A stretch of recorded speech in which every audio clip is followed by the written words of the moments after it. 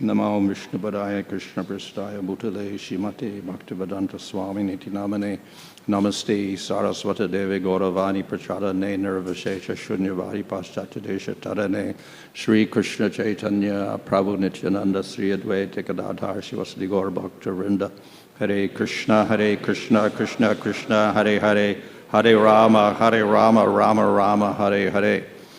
So this is a little bit of a presentation on sound, because we know that sound is very important for us. Our main sadhana is chanting the holy name, which is kirtan, and this is sound. So that is a most powerful means of spiritual upliftment. But when we just say, okay, sound, kirtan, okay, it goes in our ears, whatever. So, but what is it actually? So I made this presentation. Actually, it was not for devotees. I made it for innocent people in Japan and Australia, like people who are maybe a little bit interested in spiritual things like yoga or whatever like that. But so I don't mention Hare Krishna directly at all, but it's a good approach for them. But I think we can also learn something from it.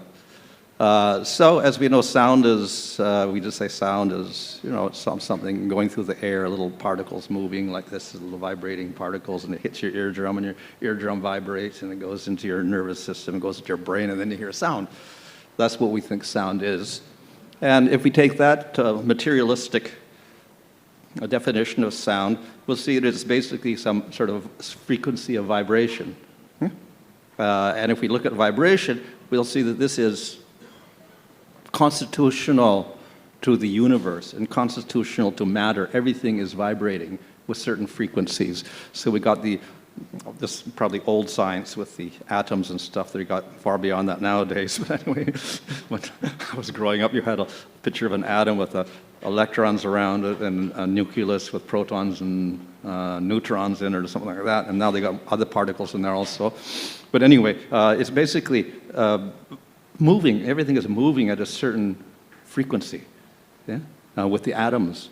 So on the atomic level and subatomic level, it's electrical particles of positive and minus, and they're vibrating and moving in different ways. And then when we get the atoms, we stick them together, we get the molecules, and they're bonded. Atoms are bonded in a certain way, and they're vibrating at certain rates also. So then, of course, we get the molecules going into bigger compounds and things like this. And then eventually we get things like the human body, which is also made out of these elements and molecules and whatever. And it's also vibrating. So based on this, some inquisitive scientists, or some people call them pseudoscientists, they developed a whole system of probably in the 1900s of bodily vibrations, that your organs will vibrate at a certain rate. And they found out that the heart will go at one rate, the lung at another rate, the kidney at another rate, like this. And they found frequencies attached to the different organs of your body. So this is very interesting, because they found the normal frequency was there, this, at a certain rate. And then they could also, if you've got the wrong rate, too high or too low, then it meant you're sick. That particular part of your body's something wrong. So they have developed a whole diagnosis technique based on this vibrational medicine like that. And they were able to figure out and diagnose diseases based on vibrations of the body, which is very interesting. It wasn't probably normally accepted in regular medical science, but there was a whole group of people in the 1900s doing this with vibrational medicine, and they figured out all sorts of things what you could do with the sound. And so somehow you could adjust the sound in the body by altering the frequencies. Then you could cure the diseases. So you could cure asthma, colitis, diabetes, eczema, things which sometimes cannot even be cured by Western medicine, which they usually give you a pill or something. So by these vibrations, they were able to adjust your organ of your body or whatever, or even your hormones and things like this, your glands, and they'll operate properly, and then you would get cured. So based on this, we have what is called the biofeedback thing like that, and they even developed little machines to adjust your bodily vibrations, etc. So quite interesting thing. Even today, there's some people practicing things like this. So of course, we get other things like waves. Your brain is always operating. You know, they have these things that can attach to your brain. Little waves coming out your brain. If it stops, that means you're dead. Your brain dead if the vibrations stop. So we all have particular vibrations. I don't know about animals, but human beings, they've developed the different waves, you know. So we got the waking state wave. We got the dream, semi-dream state, the alpha state, and we got the sleep state, the theta wave, and the deep sleep state. Like we have the concepts of waking, dreaming, deep sleep, etc., and Veda also like that. So they're all vibrations at different rates, from the most active to the most, let's say, slow rate and deep sleep like that. So your brain's operating with waves also of some sort. And that's just your kind of your states. But then your thoughts are also waves. When you're thinking, then your waves are coming out like this. So of course it's very complex also. But now, due to modern science and computers and whatnot, they've developed techniques by which they could figure out which vibration means what thought, or which word. So they can attach the thing to your brain and then get your thought, and then they can figure out what you're thinking. So that is, it's not an exaggeration, though. They can read your thoughts. But of course, we also know in yoga that they could also read your thoughts, isn't it? So it's nothing so surprising that they could just contact your subtle brain waves coming out, and they could interpret, he's thinking this, like that. So they didn't need a computer if they were a yogi. But here they have to do it through computer means, and they translate the waves back into thing, and then they write out the message like that. It's so interesting. But then the converse is also true. You can make the wave, you can have a message, put it into the brain wave pattern, and stick it back in your brain. So what does that mean? They can make you think things. This is mind control. We also know this is what yogis can do, yeah? Vasikarana, they can control your minds, or the tantrics, they control your minds and make you do things or think things or whatever. So it's not, again, it's nothing contrary to yoga, that they could actually control your thought patterns and put thoughts into your brain also, like that. So they've developed techniques like that in the modern world. It's probably not public at the moment, so public, but you know, secretly they do this. And even probably governments have got whole things by which they can influence people like this and make them think in certain ways or whatever. Yeah? And you can even use it as a weapon, actually. Yeah?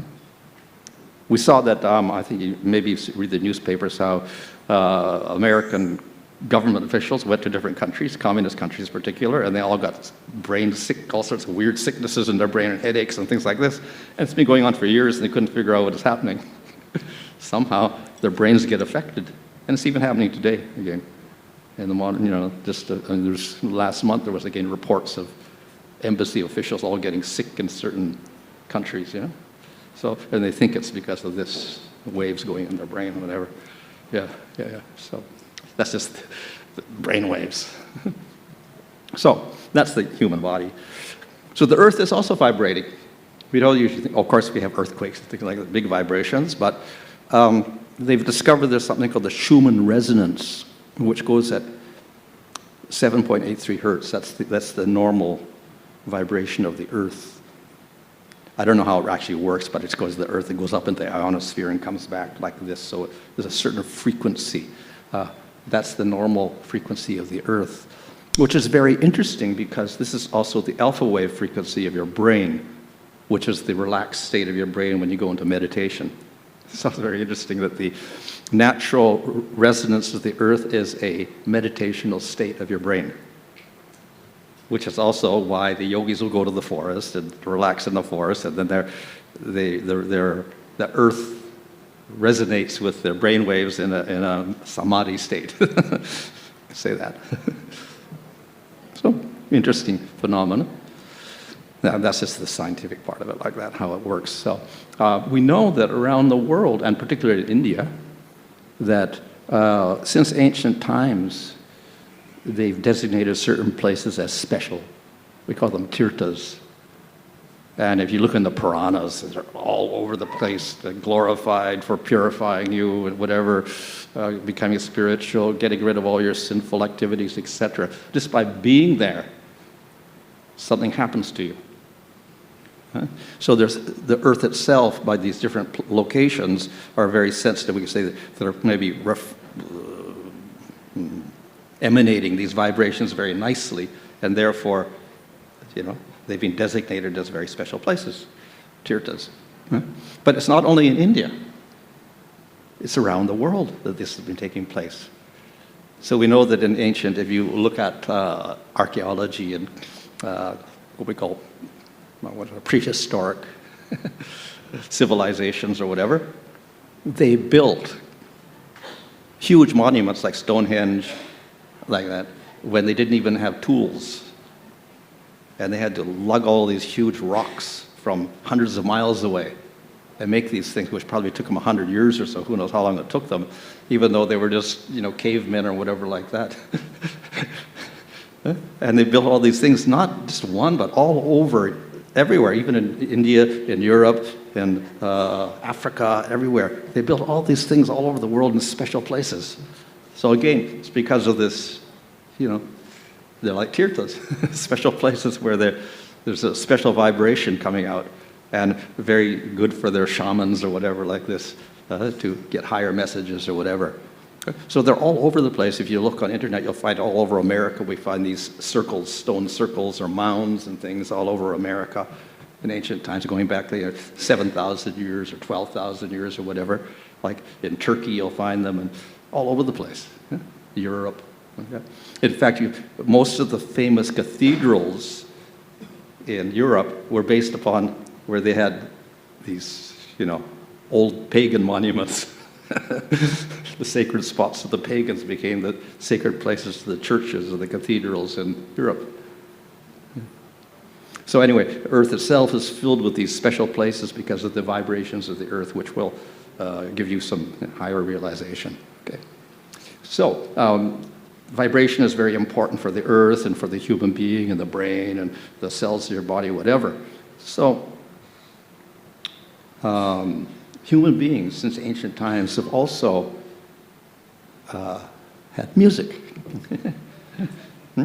So music is a particular relationship between vibrations. It's actually very mathematical if you're a mathematician and you look at the vibrations like the C, D, E, F, or whatever, or Sa, Re, Ga, Ma, Pa, etc.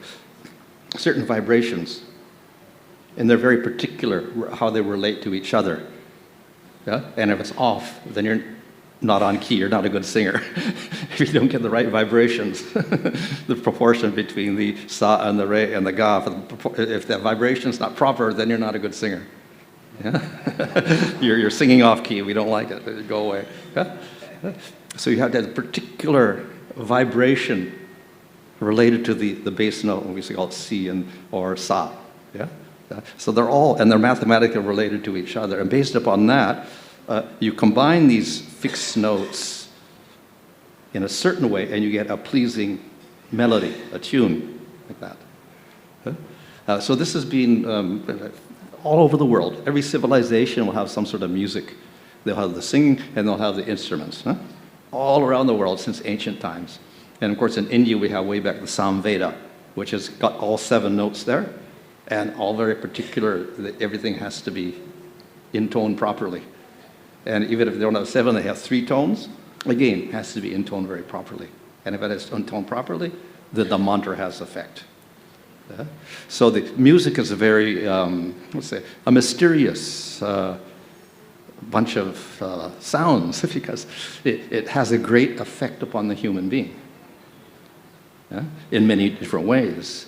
So some people have, maybe it's not scientifically proved, but they've associated the different notes, the vibrational level, with the different chakras of the body.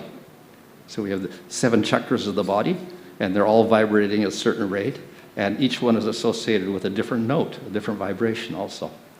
Yeah? So that we can get, and of course the chakras also have to do with, from the basic chakra, which is, let's say, survival, the things like that. Then we go to the next chakra, which is a little bit more interrelational, sexual, etc. And then the Manipur Chakra, the navel, is more digestive and things like that, but it also holds negative values in it, negative emotions. Then we get the heart chakra, which is very important because it has with higher emotions. Then we get throat chakra for communications, reaching out to others. And we get this one here, which is more spiritual, the third eye, and then one on the top, which is very spiritual. So we go from gross material to all the way up to the spiritual, or kind of an evolution in your body from one chakra to the other with the different vibrations of the chakras, which are also, according to those who can see your chakras, are actually, they are chakras. They're wheels. Just like in a watch or something, a little thing is going around. So you got these little chakras spinning around on all your, up and down your spine at different vibrational levels. Yeah? And if they're off, you get sick in that area. It's too slow, too fast, wobbly, irregular, whatever, then you'll have problems in that particular area of your body. Or you'll have emotional problems associated with that area, or both, because the emotions and your sickness are related together. So by getting the right vibration, then you can, again, rectify your chakras, and then rectify your physical and your mental states. Huh? So there's we call this sound therapy. Some people develop sound therapy. I think there's somebody in Mysore, one yogi does a sound therapy with the different sounds to correct your chakras, like that. It's interesting. Like that. So that's just the individual notes. Now we put the notes together and we get music. It's not random, just all the notes. The notes may be fixed notes, but if they're just randomly done, it doesn't mean too much either. So when they're put together in a nice sequence, there's a certain rhythm, then they become very attractive to the ear and the mind. So that's what we call music. Huh?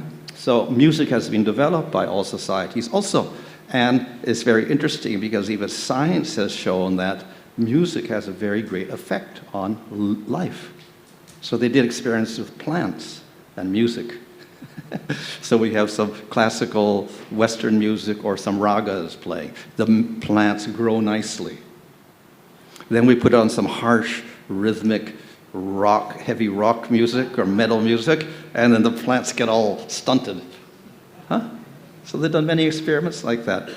Sprouting seeds, growing plants, etc. And they found that certain types of music, as the plants, even though they don't have any nervous system, they don't have any ears, they don't have any brains, but they respond to different types of music. Huh?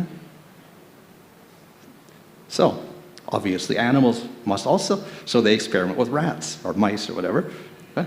And then they found the same thing, that the music had an effect on them. So in Tokyo University, they got they did surgery on some mice, yeah? Heart surgery, and then they measured how they get healed. So they had some having a nice, classical Mozart music or whatever, and then they healed more quickly. Huh? And then they got some other with no music or just a single tone of music. Slow, didn't heal so fast. Yeah? And then they did experiments with mice, and they give them some, heavy music or whatever like that, or some voodoo music or heavy rhythmic music like that, and they get the mice to listen to that for 2 weeks, and they went crazy. They started eating each other up. So that's the effect of music, some types of music, on human beings.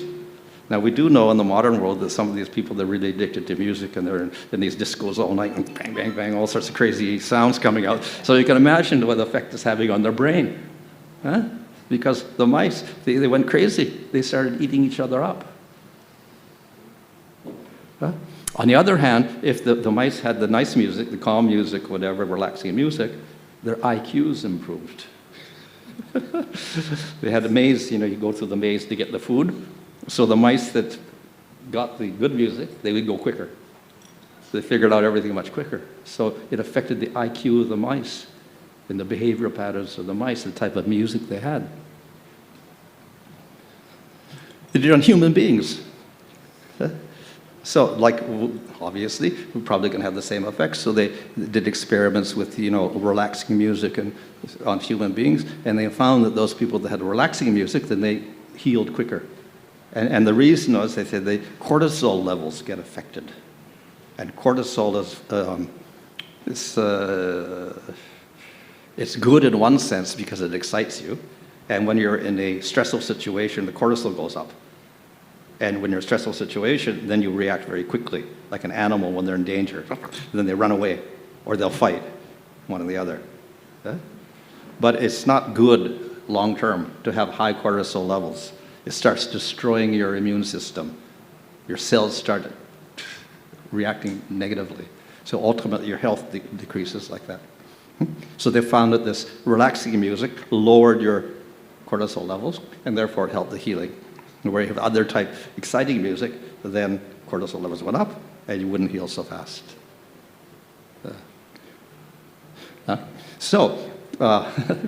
We see in the modern world, a lot of this popular music is this loud music, we can just say, with very rhythmic and not too subtle. And it increases the cortisol.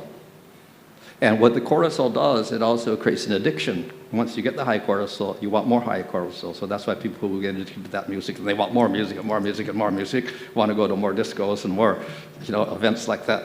And they get addicted to all that. But then what happens is it ultimately destroys your system.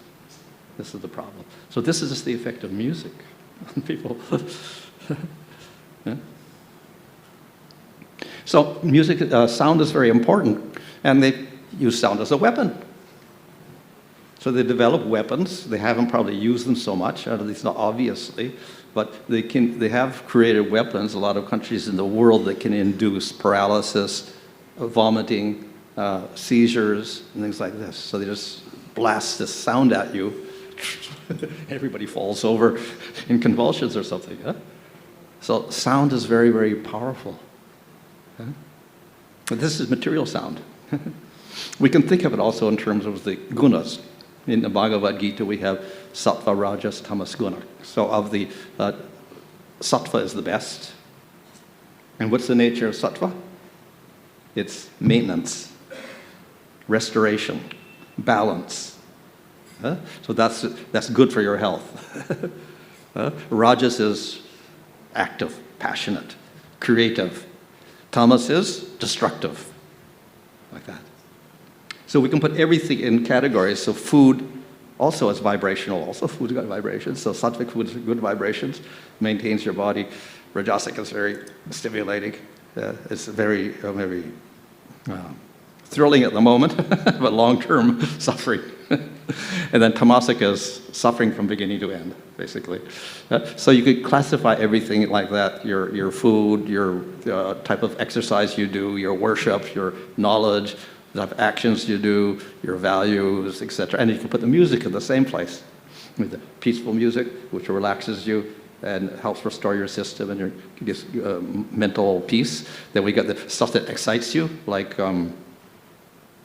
we see that all armies of the world, even in the modern day, they'll have a band, yeah, with the drums and the horns, bang, bang, bang, bang, bang, bang, bang, like that. So that's because they want to stimulate you. And they realized this in ancient times because we see the Romans had this. The Romans are there and they have their whole guys are banging the drums all the time as they march down the road. So this is to keep the cortisol levels up, so they keep marching. And so they'll fight, like this. So, yeah, Rajas is good in one sense, Rajasic music for certain circumstances, but long-term, again, it's not good. And Tamasic, of course, is just destructive from beginning to end. Yeah? So that music goes into the gunas, and according to the guna you choose, you become like that. You have Tamasic music, you become Tamasic. You have Sattvic music, you become Sattvic. Yeah? Now, another interesting thing is there's something called the Cymatic machine, which is not too difficult to construct. It's like a keyboard attached to this little instrument, and then it's got this plate on top, metal plate on top, which vibrates according to the sound. And then you put some sand or some particles, like salt or something, on top of it. And according to the note, then the particles start moving into patterns. So in other words, sound also, the notes of the scale will have form. Not just like sound like this, but they have a form. Now this is a 2D form, like this. So the notes of the scale will have a form to them, which we don't actually think of music as having a form. We just think it's sound going in your ear, but actually has a form to it, all the notes. And when you go from one note to another, then this pattern keeps changing all the time, like this. So when you have a cymatic instrument and you have a whole musical composition playing, you see all the different patterns that are formed by the music as the different notes are played. So sound itself has form as well. Now this is 2D form, but it's probably in 3D or more dimensions, but we can't even capture that. But then each particular note has a particular form to it as well.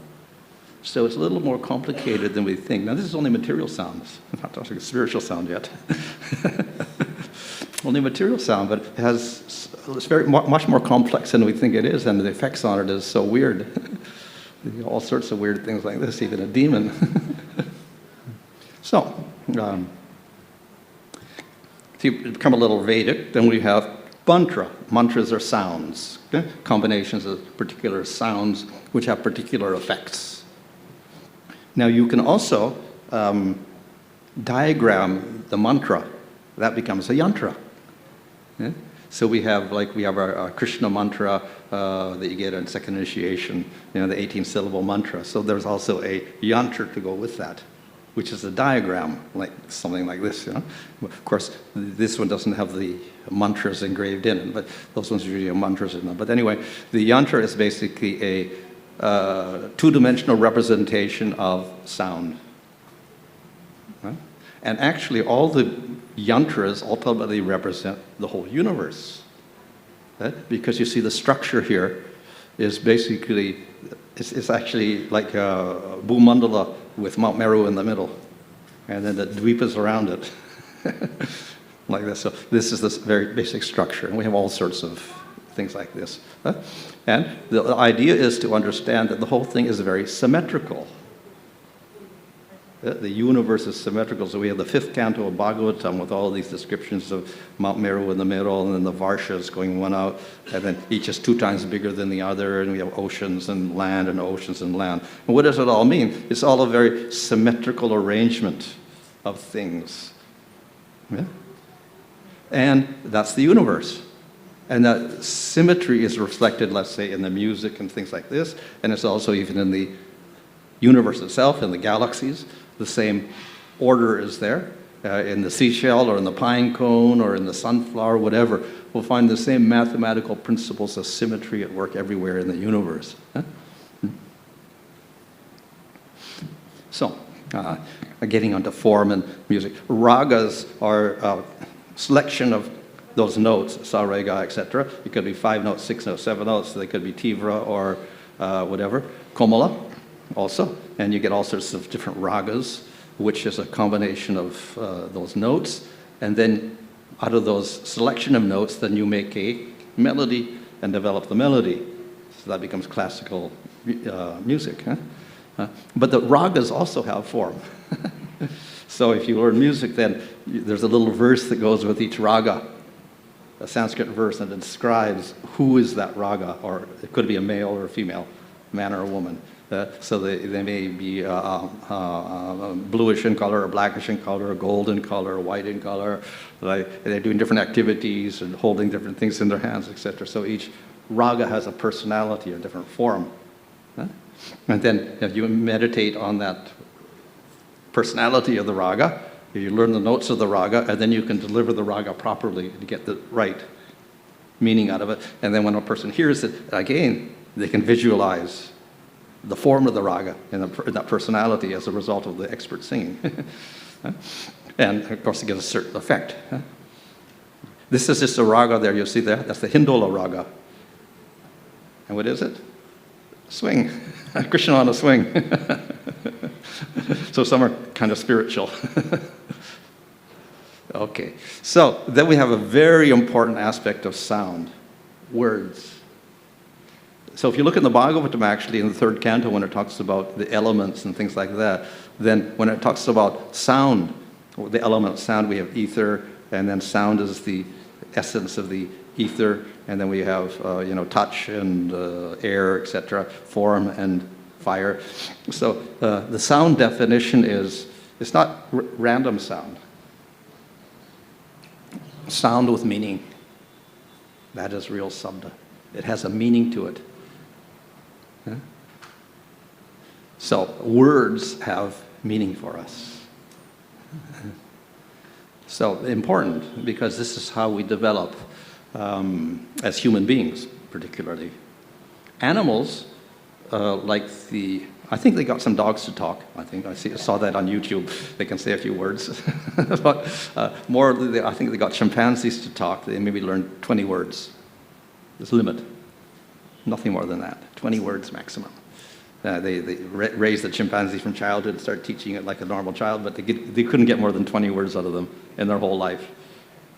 Whereas a human being can get maybe 5,000, 10,000 words or something like that. So, and then they can relate the words in sentences, etc. So human being has a very great capacity for words and combinations of words to make sentences. So this is where we get the Vedas from, combinations of words.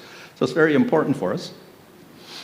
So normally we go by the scientific definition. Okay, you get a sound wave going in your ear, and then it hits your ear, then it's a certain, recognize it, and then we say, oh, that word means so-and-so. Right? As a result of that, you combine those words together in certain ways, we get sentences, and combine sentences together, then we get knowledge. That's, normal material things, how we get it. But as I said, the Vedic definition is a little bit different. That which contains the idea of an object indicates the presence of a speaker screen from our view and constitutes the subtle form of ether. So by that sound, we should it indicates an object or something. So it has a real meaning to it. It's not random sound like that. Okay? So therefore, sound ultimately means that which has got meaning. And what has got meaning? Ultimately, Vedas. So Vedas are the ultimate sound. But then that sound is a little different. It's not like this material sound going in your ear as a vibration, because it's eternal. Whereas this material sound is very temporary. So we're getting onto a different level now when we talk about sound of the Vedas. It's actually spiritual sound. So the Vedas themselves, Veda of course means knowledge, and to know. Okay? And it's said to be the breathing of Hayagriva. So it's non-different from the Supreme Lord himself. And very, very, let's say, sound is celebrated in the Vedas itself in many, many different ways. And of course we do have the famous Om sound, the original sound from which everything is generated. So this is glorified in the Vedas. And as explained in Chaitanya Charitamrita, Lord Chaitanya says that Om is the Mahavakya. It is the ultimate statement. Now, we have other things like, statements in the Vedas, but ultimately it comes down to Om. And what is Om? Vishnu, the Supreme Lord. So therefore, the Vedas ultimately mean Vishnu, Supreme Lord. They don't mean Devatas, they don't mean Brahman or anything, they mean Vishnu, ultimately. Okay? But it's a sound. But it can't be a material sound, it has to be a spiritual sound. But yet it also is related to the creation of the material world, because it's from that everything arises. So the essence of all beings is earth, the essence of earth is water, the essence of water are the plants, the essence of the plant is man, the essence of man is speech, the essence of speech is the Rig Veda, the essence of the Rig Veda is the Samveda, the essence of the Samveda is Udgita or Om. So everything goes back to Om again, finally. Everything in the material world, and then it ultimately is spiritual. So everything comes from the Supreme Lord ultimately. So that's what we mean when we say that everything emanates from Vishnu ultimately. So sound emanates from Vishnu, Vedas emanate from Vishnu, material sound also emanates from Vishnu, material world emanates from Vishnu, everything coming from him. The Supreme Lord is the creation and destruction of everything in the material world, and it's coming through sound. Interesting to know that even according to modern science. Sound is also important in the beginning of the universe, but we see even in like Brahma Samhita there, it discusses how Brahma was meditating, and then he heard sound, and then finally he heard the flute of Krishna, and from that he got the Gayatri Mantra, and through Gayatri Mantra, then Brahma was able to create the material world. So everything began with sound again. Sound of the flute, turning into the Gayatri Mantra, and then finally Brahma could create the material world. Yeah. Okay, anyway. So through that, Brahma was able to carry out creation. So, as I said, even science somehow thinks there's sound at the beginning of everything. Sound waves that rang out in the early universe sculpted its structure, the best measurement yet is their imprint on galaxies. This is a boon to deep energy studies. About 30,000 years after the Big Bang, matter collapsed around dense seeds of dark matter. Outward pressure from photons caused the collapsing matter to rebound, creating acoustic waves. That's sound. So at the beginning of creation, we have this huge sound coming out. Probably Om. Okay, so let's get to spiritual sound now. That's all material sound. So spiritual sound. The word mantra, of course, means it's a sound, but it means to deliver the mind. Man for manas and tra for triate, to deliver. So it is sound which will deliver the mind out of material entanglement, out of material imprisonment. So how does a mantra work? Because it looks like it's material sound. And how can material sound get you out of the material world? How can a material process do something spiritual? Doesn't look possible.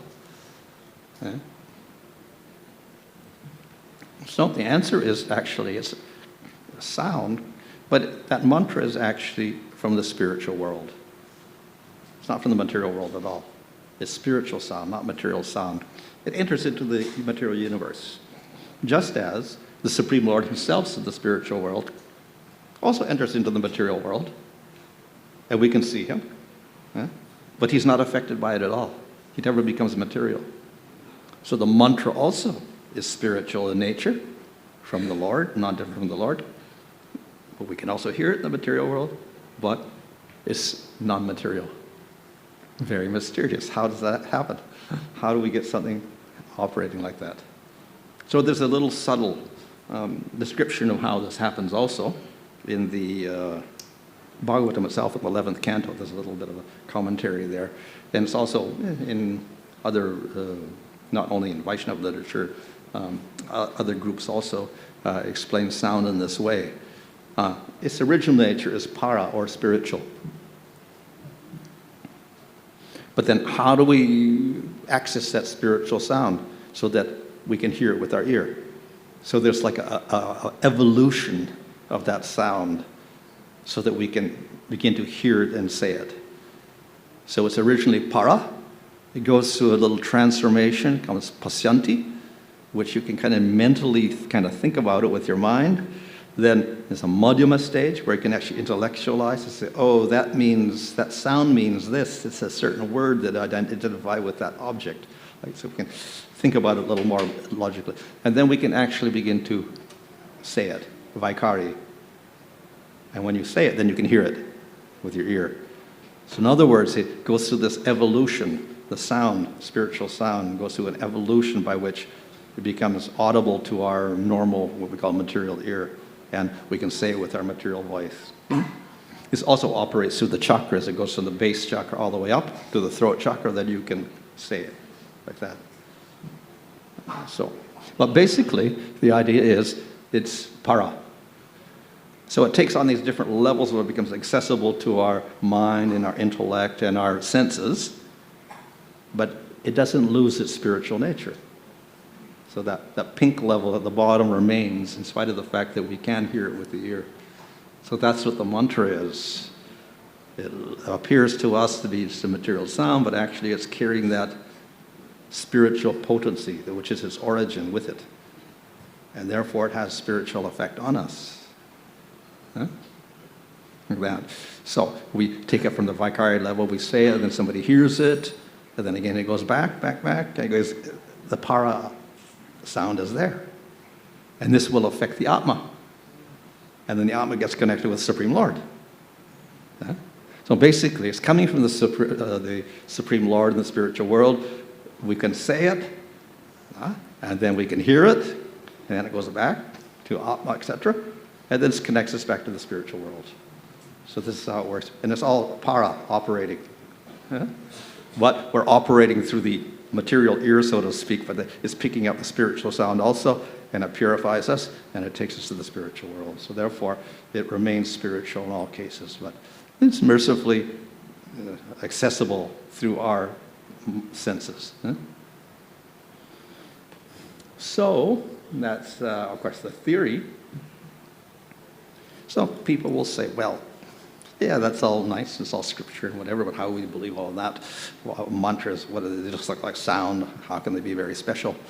So, in the modern world, scientists, not devotees, but scientists themselves have done experiments with mantras also to see what these Indians chanting all these mantras, what effect they have. So, they did experiments with mantras like the Gayatri mantra, etc.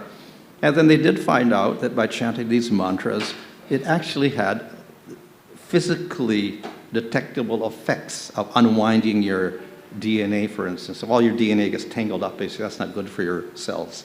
They begin to deteriorate. This causes aging and death, etc. So by chanting the mantras, it untangled all the DNA and put it in, let's say, cleansed it or whatever like that. But just by chanting some mantras. So it had a physical effect. Huh? Another thing is that I think 10 or 15 years ago,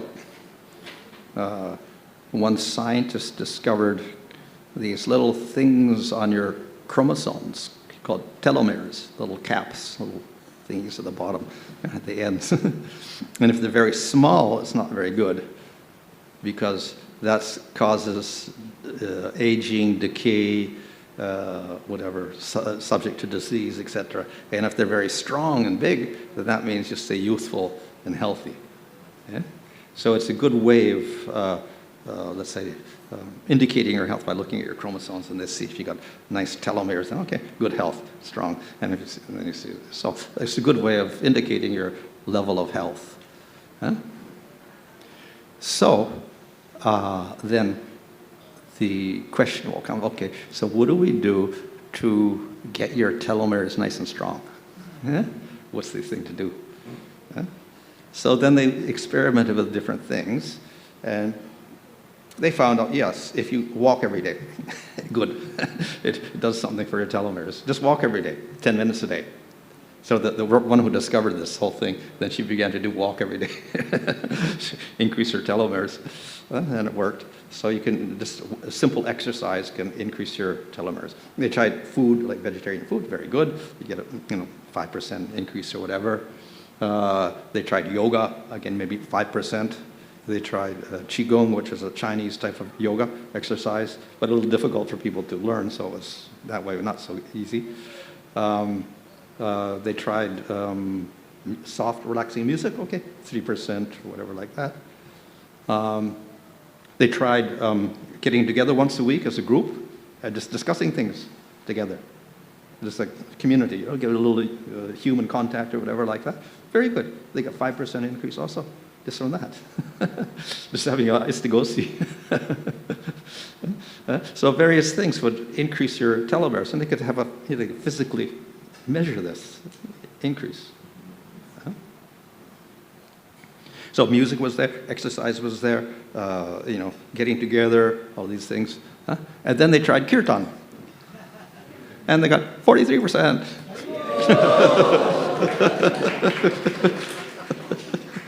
They showed 12 minutes a day for 2 months.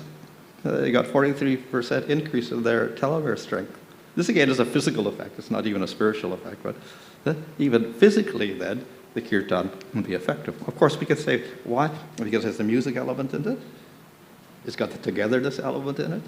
It's got the mantras there. Yeah? It's got a whole series of things, plus exercise when you're dancing, etc. So it's got a little bit of everything in it. Plus it's got the spiritual effect of the mantra there. So that's, of course, a material effect, but you can say it's measurable. Yeah?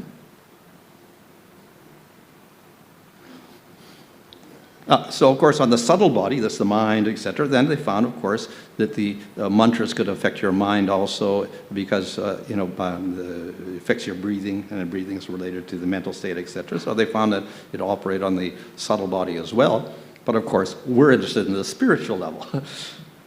Now, you can't measure that by mechanical means. The telomeres isn't going to measure your spiritual effect at all. But we can say the mantra does have physical effects, mental effects, and spiritual effects. So spiritual effects we cannot measure, but we have to go by scripture for that. What is the effect of the mantra? So, as I said, even in material sound is very mysterious and has various effects on us. And one of the things was that also sound had a form to it. So this is what we say, that spiritual sound is non-different from its object. So the sound Krishna, is the form of Krishna. Right? So sound can have form. So the word Krishna has a form, which is Krishna. Spiritual sound Krishna has the form Krishna. Just like the material sea had a particular form, a two-dimensional form, a material form. So the sound Krishna has the form Krishna. And if we perfect our chanting, then this is what we realize through the sound, the form Krishna. But we go a little further than that. We have Hare Krishna. And Hare is Radha. So we have Radha Krishna. So we don't just get realization of Krishna, we have Radha and Krishna realization. So, what is the final result that we're trying to get from all of this, spiritual, whatever, realization? Ultimately, everybody wants happiness, basically. So, that is represented here in Radha and Krishna. This is eternal love and eternal bliss. And that actually even etymologically speaking, if we take the meanings of the words Radha and Krishna, whatever, or Hare and Krishna, then this is what it indicates. So Krishna, of course, means all attractive. And in Gautamiya Tantra and other works, Krish means the source of everything. And Na means the source of all bliss. So Krishna means he's the most powerful because he's everything, plus he is the source of all bliss. So that is Krishna. So he's complete in bliss, etc. What does Rama mean? Rama means he who gives pleasure. Of course, Krishna gives pleasure to Radha. Krishna gives pleasure to the devotee. So again, we get bliss. Hare, of course, could mean Krishna who attracts everyone. Hare, he attracts everybody. It also means Radha.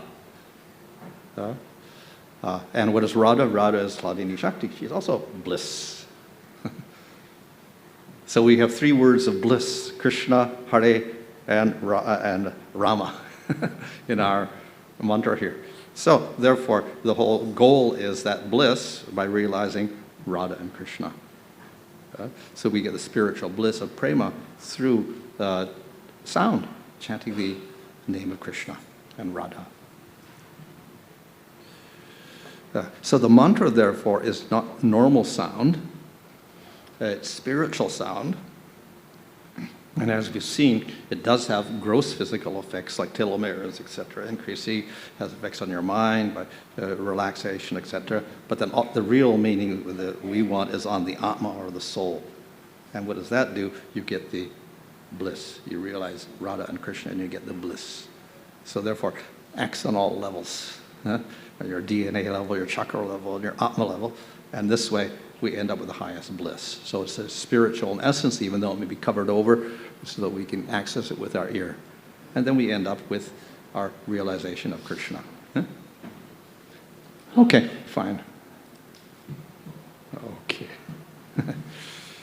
Now, get to the spiritual world. Okay, fine. Any question? Hare Krishna. Maharaj, you mentioned about the person who is into musical therapy in South India. I just had something to share with you that probably might really make you happy. That person, he is like one of the most powerful musical therapists in the entire world. He heals thousands of people. His inspiration came from Vrindavan. Mm-hmm. He was sitting in the 24-hour kirtan for almost a month. Okay. And that's where he realized that music has powerful effect. And then he went and did the research. Okay, good.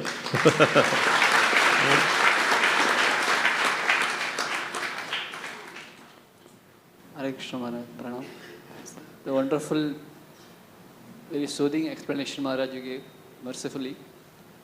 I'm just thinking about this verse in the context of your explanation today. Atashe Krishna Namadina Bhavet Grahim Indriyehi Sevan Mukhehi Jihvado. So, your explanation of this para till the fourth level, this Sevan Mukhehi Jihvado, is it that the intermediate, the interface between para and the material senses? Rupa Goswami talks about seva or sevan mukhehi jihvado. Even though first two lines he rejected that nabhavet grahim indrehi, the material senses cannot grasp Krishna's form and qualities, name, form and qualities. Yeah. And he puts sevan mukhehi jihvado. So is that any, this way also can we see this or any explanation on that? Yeah. So we start with, we have all sorts of bhakti to engage all the senses, like seeing the deity with our eye, hearing with the ear, and then we have kirtan, saying or glorifying the Lord with our tongue. So of all of those, the most powerful is kirtan. So that's where we begin our work. Now all are purifying, but as he says, you start with the tongue. So we could start with the kirtan. And through that, the para is there, even though we are impure, so we'll think it's a material sound, and we'll say it like we're saying any other sound, and then we'll pick it up with the ear and think it's like a material sound also. But the para is there, but it's very powerful. So that's the most powerful way of getting the purification effect, in spite of the fact we may think it's material and take it as a material sound, either by pronouncing it or hearing it. So this, we begin with that. Saying it, and then we hear it and whatever, and then gradually we get more and more of the para effect upon us. And even if you don't know it as para, it works, as in the case of Ajamil. He said the name Narayan to mean his son. He didn't think it was spiritual at all, but what was the effect? All of his karmas were destroyed. So it had an effect. So the para of influence is there whether we know it or not even. And that was what makes the name so powerful.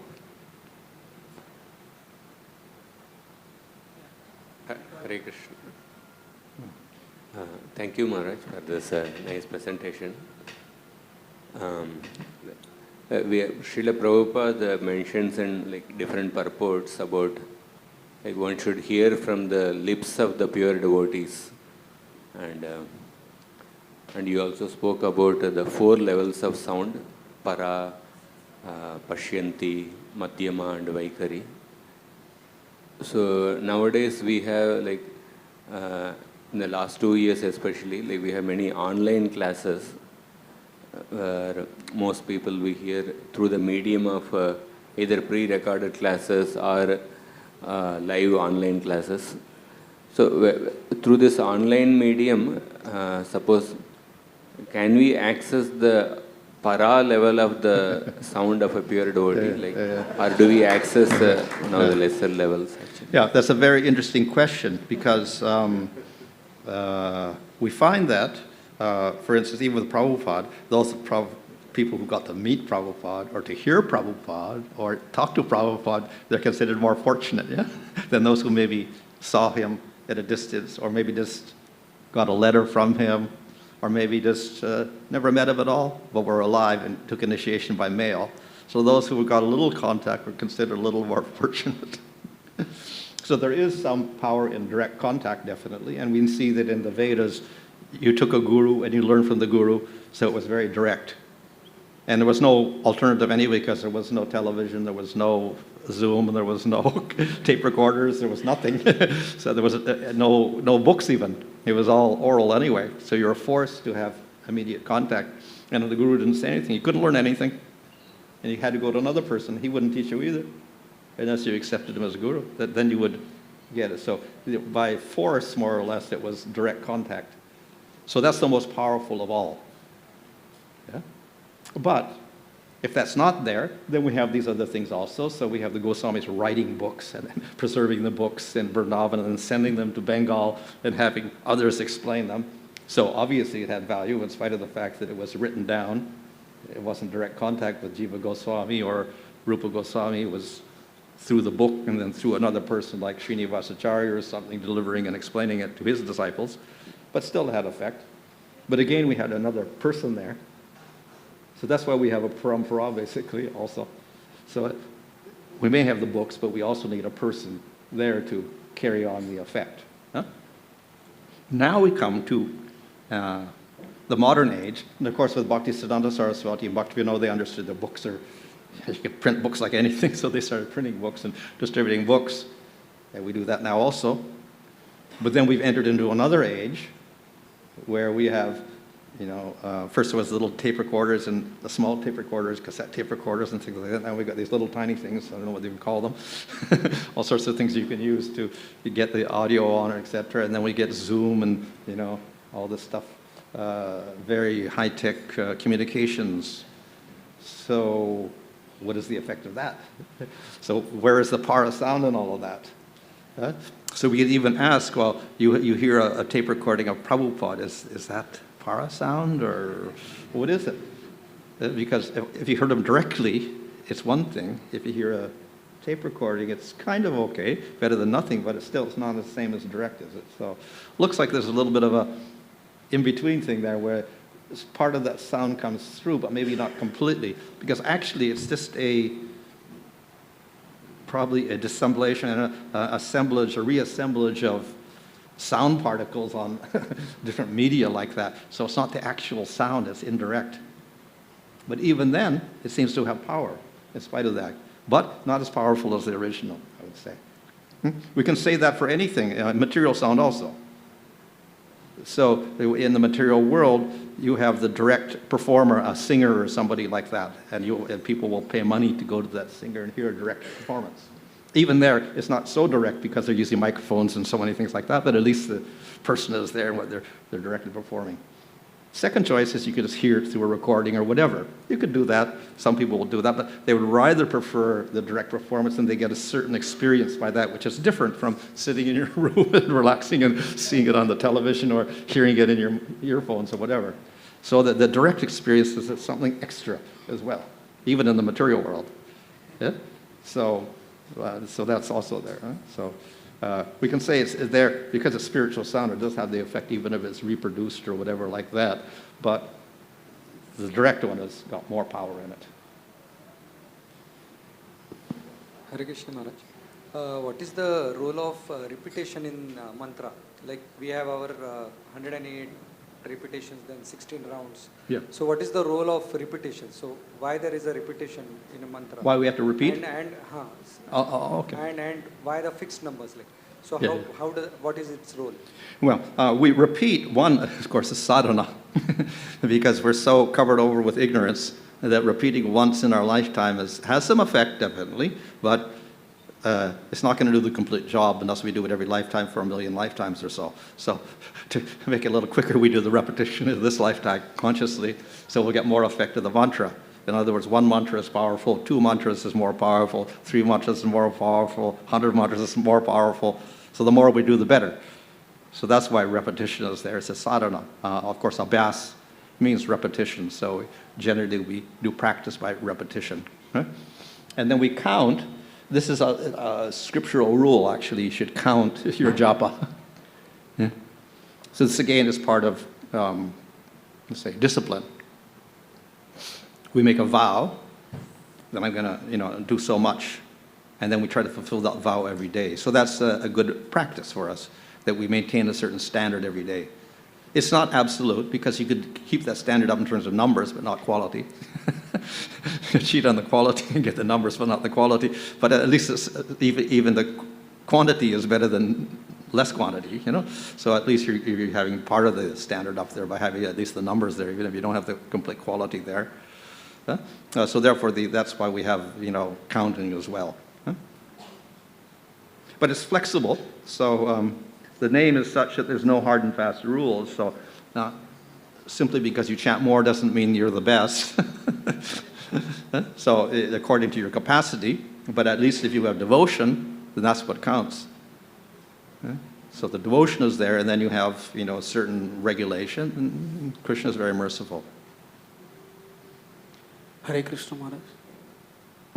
Harekrishna Maharaj.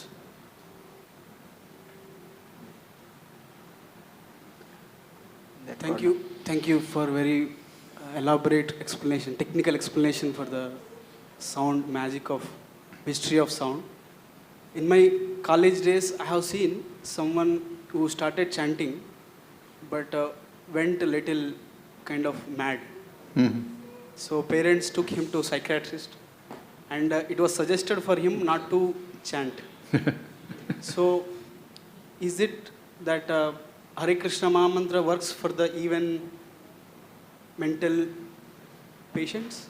Mm-hmm. Yeah. How much level it works? Yeah, actually, it's the best medicine for everything, like physical, like mental, whatever, for removing bad effects of planets and everything like that. This is all mentioned in the scripture. Now, some people may have bad effect, but it's probably not the mantra itself. It's probably how they're using it or whatever.